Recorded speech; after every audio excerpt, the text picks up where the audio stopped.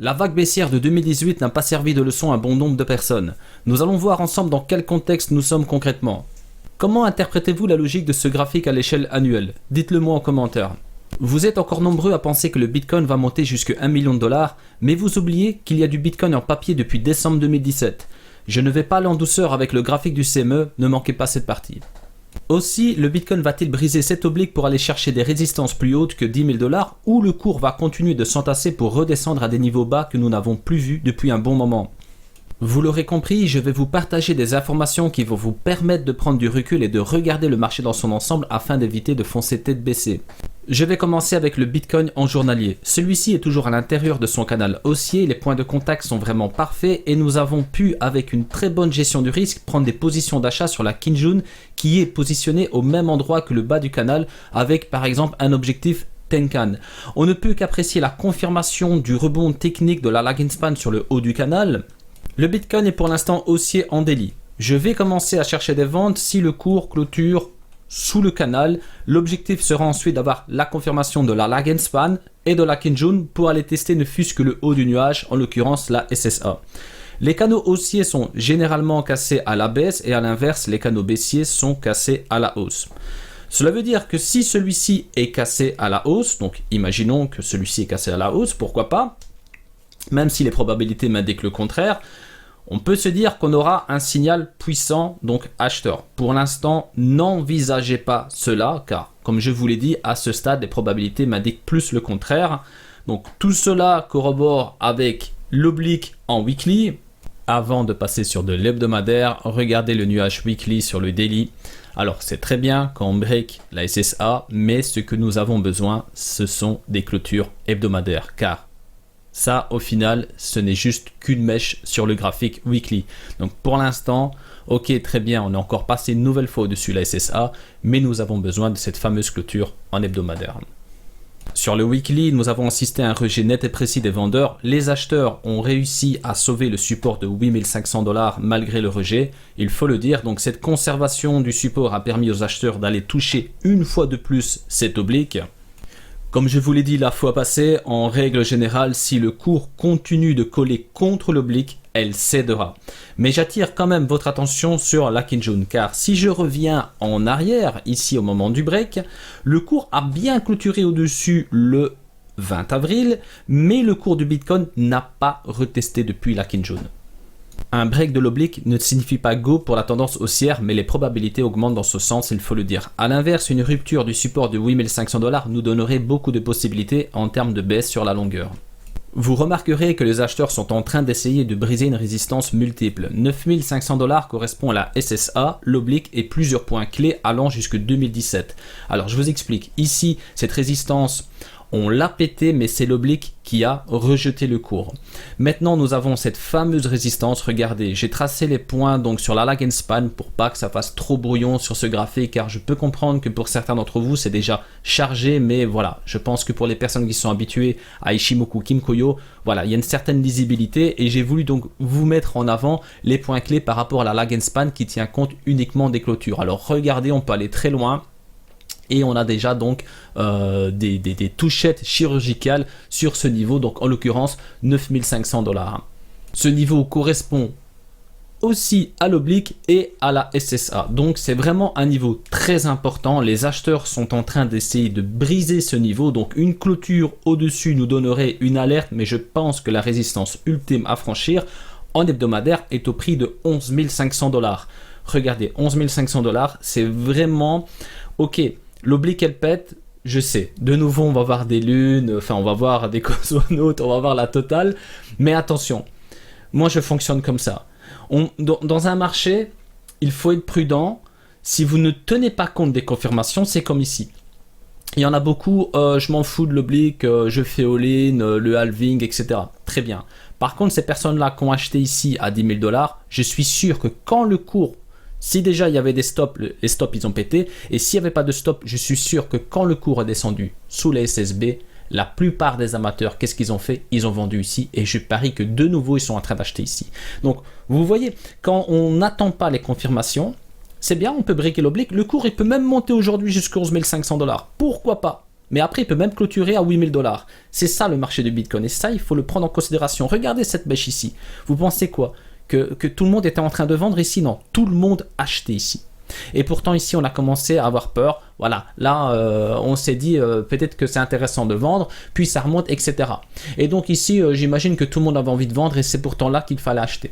Donc les personnes qui ne prennent pas le train au bon moment, les personnes qui n'investissent pas par palier, qui ne profitent pas des fois des niveaux bas que nous avons eu l'occasion de visiter, qu'est-ce qu'ils vont faire ces personnes-là? Ils vont acheter toujours au pire moment parce qu'ils voient des lunes, des cosmonautes, ils voient tout un tas de trucs et n'oubliez pas que ce que vous voyez dans les réseaux sociaux, voilà, ce sont juste des informations, mais dans la plupart des cas, ce ne sont pas des traders professionnels qui vous partagent leurs signaux, etc. Donc tout cela, vous n'avez pas accès au chapitre. Hein. Il faut comprendre que les institutions ou les traders vraiment pros de chez pro ne vont pas créer de chaîne YouTube en vous disant « Regardez, je vais acheter là, je vais vendre là ».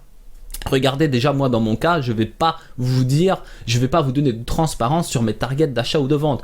Je peux les faire des fois sur du long terme parce que là je prends beaucoup moins de risques, mais sur du court terme, moi commencer à vous dire ça va monter ou ça va descendre, non.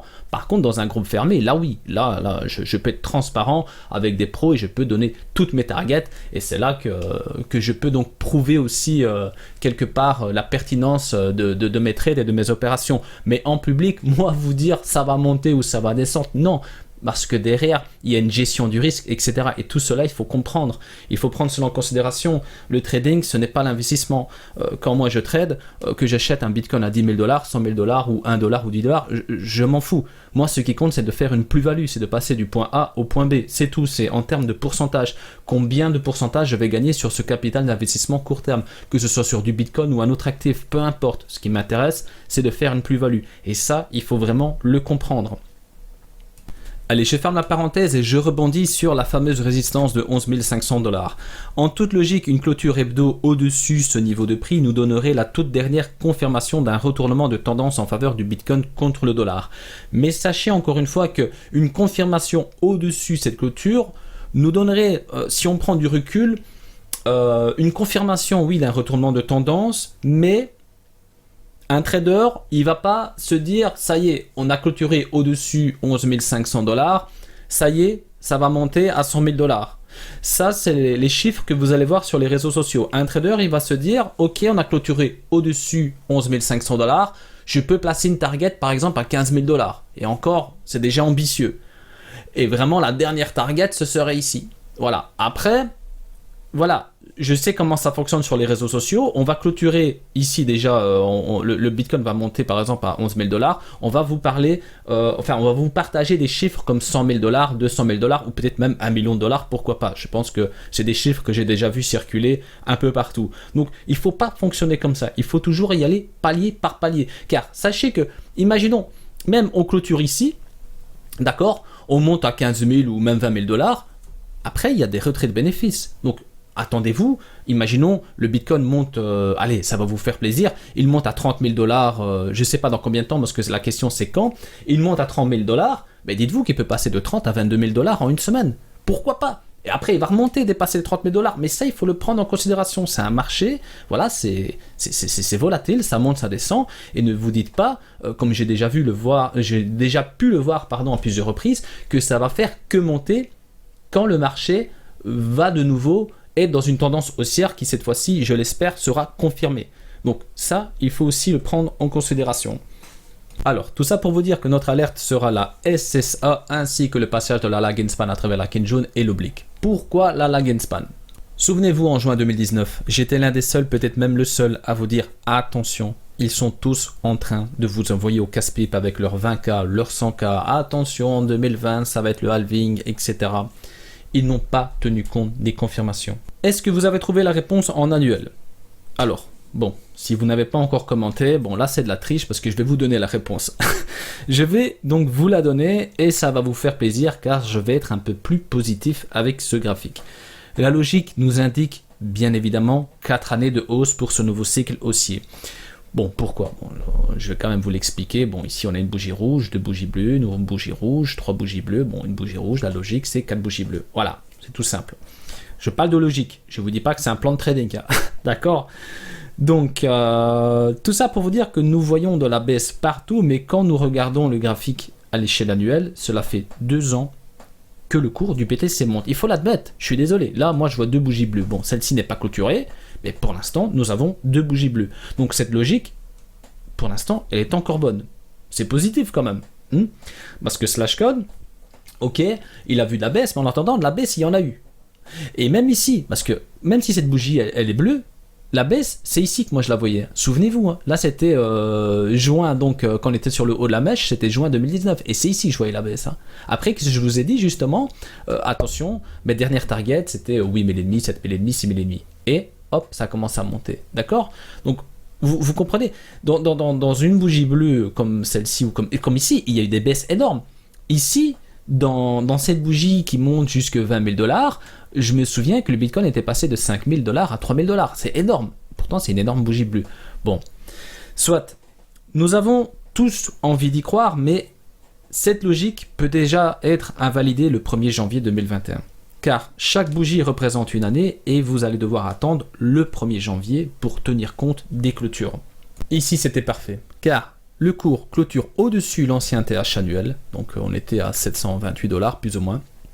Alors, pour ceux qui ne savent pas comment fonctionnent les clôtures des bougies, celle-ci de 2017 n'a pas commencé ici. Elle a commencé ici à la clôture, donc on était à 966 $ plus ou moins. Et regardez, on est venu rechercher une dernière fois ce niveau de prix historique, là où je parie beaucoup de personnes n'ont pas tenu compte de cela. Il y en a beaucoup qui se sont dit, ah non mais ça va retomber ici. Et là c'était vraiment le dernier train. C'est bon, pour le retardataire, là on a un train, c'est fini, c'est le dernier.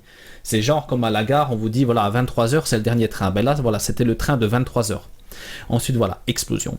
Donc dites-vous que ce soit la deuxième, troisième, quatrième, cinquième bougie, enfin peu importe, quand nous allons clôturer, il est possible que pour le début de cette prochaine bougie, donc après la clôture, on vienne retester ce niveau de 14 000 $. Donc même si ça monte à 18, 20, 25 000 $, il est possible qu'on vienne retester. Après, ce n'est pas sûr. Ce fameux dernier train, c'est un bonus. C'est un bonus. Et ce n'est pas sûr que vous allez bénéficier de ce bonus. Mais théoriquement, c'est comme ça que ça fonctionne. Maintenant, je m'adresse au to the moon. Vous voyez les personnes, le Bitcoin prend 5%, c'est fini, waouh, c'est la fin du monde, il va monter 1 million de dollars. Ensuite, il perd 3%, il a 3 000 $. Voilà. Donc, est-ce que vous avez une confirmation annuelle? Non. Pourtant, ici, regardez, encore une fois, tout le monde s'est fait avoir. Et le cours, qu'est-ce qu'il a fait? Il a juste méché pile poil sur cette clôture. Vous avez vu le rejet? C'est énorme. Donc, le message que nous donne ce graphique est simple à comprendre. Le cours clôture au-dessus 13 963 $, le 1er janvier 2021, nous avons la confirmation haussière à l'échelle annuelle. Tant que nous n'avons pas de clôture dans ce sens, tout peut encore se produire, s'il vous plaît. Là, vous n'avez rien. Là, vous avez un énorme rejet. On a une belle logique. Pourquoi pas? Je l'espère. Je l'espère que à la troisième bougie ou même à cette bougie, on passe au-dessus et c'est parti pour 4 bougies bleues. Je l'espère. Mais pour l'instant, vous n'avez rien. Rien du tout. Nada. Donc, ce sont les clôtures, les confirmations qui vont vous dire « Ok, on part dans un bull market ». Même si pour l'instant, je l'admets, voilà, on a 2 années de hausse à l'échelle annuelle. Même si on a eu un gros retracement ici, on est pour l'instant avec 2 bougies bleues, donc on a un schéma qui est parfait. Regardez ce graphique en mensuel. J'aurais pu même vous en faire une vidéo dédiée tellement il y a des informations à dire là-dessus. 14 mois de baisse pour ce cycle baissier. Donc je parle, voilà, si vous me suivez, on parle de ce cycle. Ensuite, il a fallu 2 années et 1 mois pour briser la résistance historique. Cette confirmation nous a permis de bénéficier d'une énorme vague haussière. C'était l'année 2017 pour ceux qui se souviennent, donc 1 an. 1 an de hausse. On a eu Et là, je pense que voilà, c'était le retracement de 5000 à plus ou moins 3000 $. On a eu des corrections, mais voilà, c'était assez violent quand même. Hein. Regardez, hein, c'est vraiment puissant. Là, on a une montée, je ne vais pas dire linéaire parce que c'est une belle courbe, mais là, c'est vraiment une ascension, on va dire ça comme ça. Ce cycle baissier a duré 2 mois de moins que le précédent. Depuis le bottom, cela fait 1 an et 5 mois que ça stagne. Le plus haut historique est 2 ans et 5 mois en arrière. Il aura fallu 3 ans et 3 mois dans le cycle précédent pour briser cette résistance. Vous remarquerez que le timing corrobore parfaitement avec mon graphique à l'échelle annuelle. D'un point de vue technique, ici nous avons aussi testé à l'échelle mensuelle cette fameuse résistance. On a eu un rejet et ensuite on la break. Le problème est que nous avons eu un énorme rejet ici, comme vous pouvez le voir. Donc ce n'est pas le même contexte. Nous avons eu un énorme rejet avec une énorme vague baissière. Donc on a une vague baissière, une impulsion qui nous a permis de toucher cette clôture et ensuite une nouvelle vague baissière. Pourquoi nous avons un schéma qui est quand même relativement différent? Regardez ici sur le RSI, on a une courbe qui monte. Et là, pendant que tout le monde vous dit que le Bitcoin est haussier, moi ce que je vois, c'est qu'on a une courbe qui continue de descendre. Donc, idem ici. Donc, avant de vous parler du Bitcoin en papier qui nous porte préjudice à tous, je vais maintenant vous parler du prochain plus haut historique. Donc ça va vous intéresser. Vous êtes encore nombreux à penser que le Bitcoin va valoir 1 million de dollars dans quelques années. Bon, sachez que je pense qu'il n'y a personne parmi vous qui a acheté du Bitcoin à 10 $ et maintenant vous pensez faire une affaire quand vous achetez du Bitcoin à 10 000 $ aux baleines qui en ont acheté à ce prix-là. Vous pensez que maintenant que tout le monde en parle, vous avez trouvé l'investissement du siècle. Bon, il n'est jamais trop tard pour un actif qui a du potentiel sur le long terme, mais vous n'avez pas pris le train à 10 $, ne l'oubliez pas. J'anticipe, certains vont me dire que 10 000 $ ce n'est rien du tout et que quand il vaudra 10 fois plus, on regrettera de ne pas l'avoir acheté à ce prix-là. J'ai envie de vous dire, ok, si ce marché n'est pas manipulé et si c'est de l'investissement, car dans un marché aussi volatile, soyez prêts à voir la valeur de votre investissement être divisée par 2 en quelques heures. Soyez prêts à voir toutes les personnes qui vous disaient ça va monter la veille, vous dire le lendemain que tout va baisser pendant des mois. Soyez prêts à voir tous les plus grands médias vous dire que le Bitcoin est fini. Vous devez vous préparer mentalement avant de rentrer dans ce marché car acheter un actif ayant du potentiel sur le long terme, c'est bien.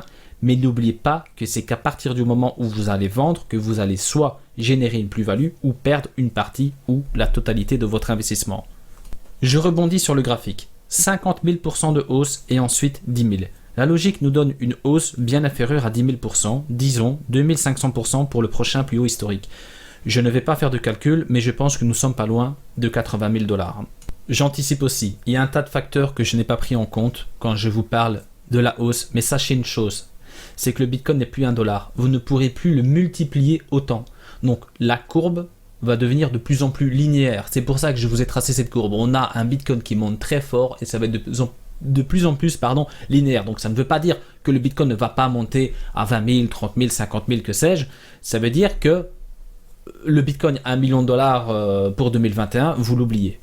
En tout cas, moi je n'y crois pas. Donc je sais qu'il y en a beaucoup parmi vous, non c'est pas possible, qu'est-ce qu'il raconte celui-là, il est fou, non il doit être 1 million de dollars au prochain bull run. Voilà, pensez ce que vous voulez, mais moi en tout cas je ne vois pas un Bitcoin à 1 million de dollars. Et puis je n'ai pas parlé de tous les mécanismes justement du marché du Bitcoin, mais croyez-moi il y en a beaucoup que vous ignorez aussi, donc ça j'en ferai une vidéo dédiée, mais voilà un petit aperçu de comment je vois les choses par rapport à la courbe haussière du Bitcoin sur le long terme. Donc je suis positif, j'insiste là-dessus, je suis positif, mais 1 million de dollars pour l'année prochaine, s'il vous plaît, ne rêvez pas. Je vais maintenant vous démonter le graphique du CME. Cette bougie que vous voyez ici, vous voyez cette bougie? C'est celle du mois de décembre 2017, là où tout le monde vous bourrait le crâne avec l'introduction en bourse du Bitcoin, The Chicago Mercantile Exchange en l'occurrence. Les grands spécialistes de l'époque nous indiquaient des chiffres farfelus qui ont envoyé tout le monde au casse-pipe. C'est bizarrement à partir de ce moment-là que le Bitcoin n'a fait que baisser. Je ne sais pas si vous vous rendez compte, mais à la base, le Bitcoin c'est un actif anti-système. C'est un peu comme de l'or numérique non régulé. Excusez-moi, je voulais dire c'était. Regardez ce que ça en a valu à l'or d'être introduit en bourse. L'or papier a impacté toutes nos économies. Pendant des milliers d'années, c'était nous qui définissons la valeur réelle de l'or, au même titre que le Bitcoin jusqu'en 2017. Je suis désolé, mais pour un puriste qui investit dans la technologie, ce n'est pas cohérent de parler positivement des CME. Nous devrions tous boycotter cela. Je ne vous le demande jamais, mais partagez cette vidéo si vous êtes en accord avec ma vision. Le marché du Bitcoin non régulé est déjà lui-même manipulé, vous le savez. Vous pensez que ce graphique va vous faire monter le cours du Bitcoin à $1 million parce qu'il faut récompenser les mineurs? Vous pensez que les institutions en ont quelque chose à faire des mineurs? Regardez ce graphique s'il vous plaît, ils sont en train de le détruire, le Bitcoin. Nous allons voir ensemble si ce graphique est pertinent pour regarder le Bitcoin à horizon long terme. Je vais commencer avec Ishimoku. Vous vous souvenez ici, j'étais vendeur en juin 2019. Sur ce graphique, j'aurais été acheteur. Pourquoi? On a une confirmation ici du cours à travers le Kumo et la Lagenspan, je ne sais pas trop où elle est, même si j'ai un doute, mais je n'ai pas assez d'historique donc j'ai un doute. Et bon, forcément, j'aurais peut-être pas été vendeur, j'aurais été méfiant. J'aurais pu perdre de l'argent et pas qu'un peu. Ensuite, regardez cette clôture. Même si la Lagenspan n'a pas confirmé, on a quand même une belle clôture pile poil au-dessus la SSA. Ce n'était pas le cas sur Bitstamp, Coinbase par exemple. Ensuite, ici, plus récemment, regardez cette clôture. J'ai eu quelques retours, gentils bien sûr, du genre, tu as vu, on a clôturé au-dessus la SSA sur les CME, l'oblique va pas tenir, je pense que c'est parti.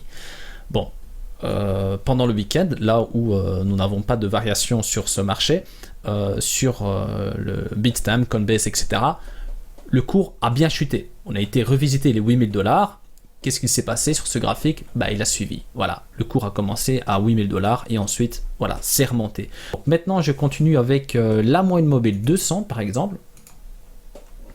Sur Bitstamp, j'ai pu, grâce au RSI, souvenez-vous, pour ceux qui me suivaient déjà en décembre 2018, envisager un bottom aux alentours de $3 200. Grâce au RSI, regardez, on a une touchette pile poil sur le même niveau, et à la moyenne mobile 200. Sur ce graphique, je ne pouvais rien anticiper. Je ne pouvais pas me dire, tiens, je vais passer acheteur en décembre 2018. Même si oui, il y avait des divergences, etc. Mais là, on parle vraiment de quelque chose de puissant, de beaucoup plus concret. Où là, on se dit, ok, je peux y aller, je peux y aller plus franchement, même s'il y a toujours un risque forcément que ça va descendre plus bas. Donc, même chose ici avec cette moyenne mobile 200. Ici, bon, je n'ai pas assez de période pour avoir un visuel sur cette fameuse moyenne mobile. Et concernant le récit, regardez, je n'ai pas assez d'historique pour commencer à aller un peu plus loin dans l'analyse technique concernant le long terme. Regardez, c'est quand même scandaleux que c'est à partir, regardez, c'est à partir de cette introduction en bourse que le cours n'a fait que chuter. Après, je ne dis pas Chicago ou pas. Bon, à un moment donné, il fallait bien que ça retrace. Il fallait bien qu'on ait un cycle baissier. Donc, c'est pas choquant, en fait. C'est pas choquant. Par contre, ce qui me choque ici, c'est... Regardez, là, on a des belles bougies vertes. Donc, on a vraiment les puristes, enfin, vraiment les personnes qui tradent sur les marchés, enfin, les plateformes qu'on connaît depuis toujours, donc Coinbase, Bitstamp, etc., qui poussent. Et regardez ici sur la même bougie. Là, on voit qu'on a vraiment du papier, on vend du papier là. Là, on sent qu'on vend du Bitcoin papier, voilà, et ça retrace. On a des freins. Et regardez ici, ça pousse. Donc, après, bien sûr, on a aussi des vendeurs chez nous. Attention, on a les deux, on a les deux équipes. Je ne vous dis pas qu'il n'y a pas de vendeurs chez nous. Mais moi, ça me dérange. Ce graphique me dérange, car avec du Bitcoin en papier, le supply de 21 millions, quelque part, il est compromis. Moi, ce que je remarque, c'est que nous avons des manipulations ici, car ici, regardez, c'est l'inverse, donc je ne vais pas commencer à me contredire. Je vous le dis, c'est les deux, ce marché manipulé et celui-ci aussi. Regardez là, c'est la fameuse baisse qui est de la semaine du 4 mai, et là pourtant, regardez, on a l'inverse. Donc vous comprenez, on a vraiment de l'arbitrage, j'ai même envie de vous dire, c'est tellement rentable pour ces gens-là de vous manipuler les deux cours, que là, il n'y a plus de cohérence. La vraie valeur du Bitcoin, vous le savez, c'est un Bitcoin. Voilà. On a voulu donc commencer à l'échanger contre du dollar. Bon, je peux comprendre et tout ça, à la rigueur, c'est pas grave. Mais là, ça, c'est toxique. Pour moi, ça, c'est toxique. Après, en tant que trader, voilà, c'est un contrat à terme sur le Bitcoin ou du SP500, des ETF. Voilà, un trader, voilà, lui, son but, c'est de passer du point A au point B. Il s'en fout, c'est un actif. Par contre, pour les puristes, je suis désolé, ça nous porte préjudice. Donc ça, il faut vraiment le comprendre. Si vous voulez, je vous en ferai une vidéo dédiée, donc plus axée sur les fondamentaux. Donc là, j'irai beaucoup plus loin, mais c'est juste pour vous donner un exemple de ce qu'il se passe pour l'instant avec le Bitcoin. Et ça, moi, je trouve que c'est assez alarmant. À la base, le Bitcoin, c'était voilà, on parlait que de la techno, de la blockchain, des fondamentaux. Maintenant, on ne parle plus que d'argent et on a ce graphique-là qui nous met des bâtons dans les roues. Je suis désolé. Ce graphique-là, ça va être difficile avec lui d'aller chercher 1 million de dollars. Vous comprenez? Car si sur ce graphique-là, ça monte à 20 000 dollars, vous n'aurez pas un Bitcoin ici à 100 000 dollars. Vous comprenez? Donc ça, c'est quelque chose, je trouve qu'on en parle assez peu. Regardez cette courbe, je ne sais rien faire. Bon, à la rigueur, je peux maintenant voilà, tracer une droite. Qu'est-ce que je vais faire? Je vais tracer une oblique. On peut avoir un peu de cohérence, c'est pas ça. Mais regardez, c'est pas beau. C'est pas beau du tout. Donc 1 million de dollars, s'il vous plaît, réveillez-vous. N'oubliez pas qu'il y a du Bitcoin papier. Donc on est dans le même camp, hein. Rassurez-vous, nous sommes dans le même camp. Mais ce graphique pour moi nous porte préjudice. Donc si ça vous intéresse, je vais vous en faire une vidéo dédiée, détaillée sur ce graphique, car il y a tellement de choses à dire. Merci pour votre attention, j'espère que cette vidéo vous a permis de découvrir une partie des mécanismes qui se cachent derrière ces marchés. A très bientôt, restez prudents sur le marché.